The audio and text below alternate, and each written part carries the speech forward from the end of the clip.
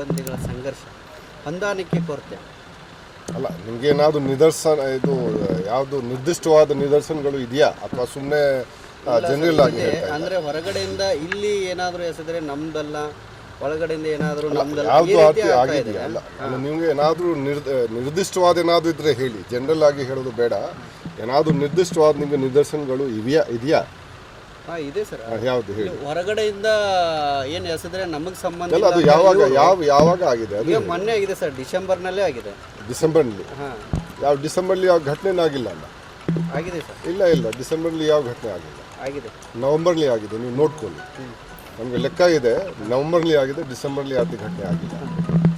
ಇನ್ನೊಂದು sir, KSISF ಸಿಬ್ಬಂದಿಗಳ ಕೊರತೆ ಕೂಡ ಇರುವಂಥದ್ದು, ಹಾಗಾಗಿ ಸಿಬ್ಬಂದಿಗಳ ಕೇಳಬೇಕು ನೋಡಿ. ಅದು KSISF ಕೇಳಬೇಕು. ನಾವು ಪ್ರಿಸನ್ ಡಿಪಾರ್ಟ್ಮೆಂಟ್ ಮುಖ್ಯಸ್ಥಿದ್ದೀವಿ, ಅದು ನಾವು ಪ್ರಿಸನ್ ನಾವು ನೋಡೋದು. ಯಾರು ಅಂಡರ್ ISD, ಅದು ISD ಸಲುವಾಗಿ DG ಇದ್ದಾರೆ, ಪ್ರತ್ಯೇಕವಾಗಿದ್ದಾರೆ. ನಾವು ಅದ್ರ ಬಗ್ಗೆ ಮಾತಾಡೋದು ಸರಿಯಾಗಲ್ಲ.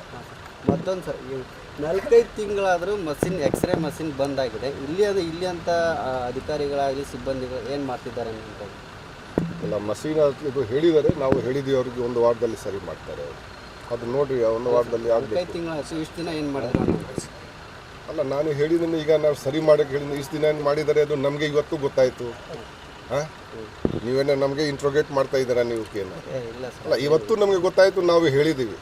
ಈಗ 4 ತಿಂಗಳ ಏನು ಮಾಡಿದ್ದಾರೆ ಅದು ನೀವು 4 ತಿಂಗಳ ಹಿಂದೆ ಯಾರು ಇದ್ರು ಅವ್ರಿಗೆ ಹೋಗಿ ಕೇಳಿ. ಈಗ ರಿಪೇರಿ ಆಗುತ್ತೆ ಹೇಳಿದ್ದಾನೆ, ಒಂದು ವಾರದಲ್ಲಿ ರಿಪೇರ್ ಮಾಡಿಸ್ತಾರೆ. Okay sir. ಅದಕ್ಕೆ ಸಭೆ ಅದು ಮಾಡಿದ್ರು, ಏನೇನು ಸೂಚನೆ ಕೊಟ್ಟರು? ನಾನು ಚಾರ್ಜ್ ತೊಗೊಂಡಿದ ನಂತರ ಮೊದಲಿನ ಸರ್ತಿ DG ಪ್ರಿಸನ್ಸ್ ನಾನು ಬಂದಿದ್ದೇನೆ.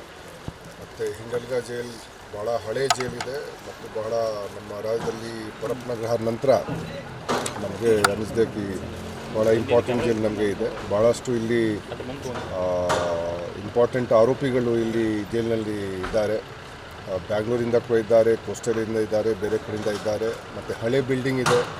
ಸೊ ಇಲ್ಲಿ ಬಹಳಷ್ಟು ಸಮಸ್ಯೆಗಳು ಕೂಡ ಇದೆ. ಹೊರಗಡೆಯಿಂದ ಈ ಕಾಂಟ್ರಾಬ್ಯಾಂಡ್ ಐಟಮ್, ಈ ಗಾಂಜಾ ಆಗಲಿ, ಸಿಗರೇಟ್ ಆಗಲಿ, ಮೊಬೈಲ್ ಫೋನ್ ಆಗಲಿ, ಅದು ಎಸೆಯೋದು ಎಲ್ಲ ಮಾಡ್ತಾರೆ. ಯಾಕೆಂದರೆ ಇದು ರೋಡ್ಗಳು ಏನಿದೆ ಹೊರಗಡೆಯಿಂದ, ಇದು ಜಸ್ಟ್ ಈ ಬೌಂಡ್ರಿ ವಾಲ್ ಹೊರಗಡೆನೇ ಇದು ಹೋಗ್ತಾ ಇದೆ. ಸೊ ನಾವು ಎಂಟಿ ಥ್ರೋಯಿಂಗ್ ನೆಟ್ ಹಾಕಲಿಕ್ಕೆ ನಾವು ಅವರಿಗೆಲ್ಲ ಹೇಳಿದ್ದೀವಿ, ಆದಷ್ಟು ಬೇಗನೆ ಅವರು ಹಾಕಿಸ್ಬೇಕು. ಮತ್ತು ಲೋಕಲ್ ಪೊಲೀಸ್ಗೆ ನಾವು ಇಲ್ಲಿ ಸ್ವಲ್ಪ ನಾವು ಬ್ಯಾರಿಕೇಡ್ ಹಾಕ್ಕೊಂಡಪ್ಪ, ಯಾವ ರೀತಿ ಈ ಮೋಟರ್ ಸೈಕಲ್ ಮೇಲೆ ಹೋಗಿ ಮತ್ತು ಜನ ಇಲ್ಲ ಓಡಾಡ್ತಾರೆ, ಅದು ಸ್ವಲ್ಪ ಕಡಿಮೆ ಮಾಡೋಕ್ಕೆ ಏನೇನು ನಾವು ಮಾಡ್ಬೋದು ಅದು ಕ್ರಮ ತಗೊಳ್ಳಿಕ್ಕೆ ನಾವು ಹೇಳಿದ್ದೀವಿ. ಅದರ ಜೊತೆಗೆ ಈಗ ಮೊಬೈಲ್ ಜಾಮರ್ದು, ಏರ್ಟೆಲ್ದು ಸಿಗ್ನಲ್ಸ್ಗಳು ಇನ್ನೂ ಬರ್ತಾ ಇದೆ ಜೈಲಿನ ಒಳಗಡೆ. ನಾವು ಅದರ ಸಲುವಾಗಿ ಕೂಡ ಚರ್ಚೆ ಮಾಡಿದ್ದೀವಿ. TCILನವರು ಇಲ್ಲೇ ಇದ್ದಾರೆ, ಅವ್ರಿಗೆ ಹೇಳಿದ್ದೀವಿ ಅದು ಸ್ವಲ್ಪ ಸರಿಪಡಿಸಬೇಕು. ಭಾಳ ದಿವಸದಿಂದ ಇದು ಪ್ರಯತ್ನವನ್ನು ನಡೀತಾನೇ ಇದೆ, ಆದರೂ ಕೂಡ ಇನ್ನೂ ಸರಿ ಆಗಿಲ್ಲ. ನಾವು ನೋಡಬೇಕು ಅವರು ಯಾವ ರೀತಿ ಮಾಡ್ತಾರೆ, ಅವರಿಗೆ ನಾವು ನಿರ್ದೇಶನ ನಾವು ನೀಡಿದ್ದೀವಿ. ಮತ್ತು ಬೇರೆ ವಿಷಯಗಳು ಏನಿದೆ, ನಾವು ಸ್ಕಿಲ್ ಡೆವಲಪ್ಮೆಂಟ್ ಮಾಡೋದು. ಯಾಕೆಂದರೆ ಈ ಕೈದಿಗಳು ಇದ್ದಾರೆ, ಅವ್ರಿಗೆ ಸುಮ್ಮನೆ ಅಲ್ಲಿ ಕೂರಿಸ್ಕೊಂಡು ಅವ್ರಿಗೆ ಅಲ್ಲಿ ವ್ಯರ್ಥ ಮಾಡೋಕ್ಕಿಂತ ಅವ್ರಿಗೆ ಅವ್ರ ಕೈಯಿಂದ ಏನಾದರೂ ಅವ್ರಿಗೆ ಸ್ಕಿಲ್ ಡೆವಲಪ್ಮೆಂಟ್ ಮಾಡಿಕೊಂಡು ಅವ್ರ ಕೈಯಿಂದ ಏನಾದರೂ ಪ್ರೊಡಕ್ಟಿವ್ ಆ್ಯಕ್ಟಿವಿಟಿ ನಾವೆಲ್ಲ ಮಾಡಬೇಕು. ಆ ನಿಟ್ಟಿನಲ್ಲಿ ಕೂಡ ನಾವು ಅವ್ರಿಗೆ ಕೆಲವು ಸಲಹೆ ಸೂಚನೆಗಳನ್ನು ನಾವು ನೀಡಿದ್ದೀವಿ.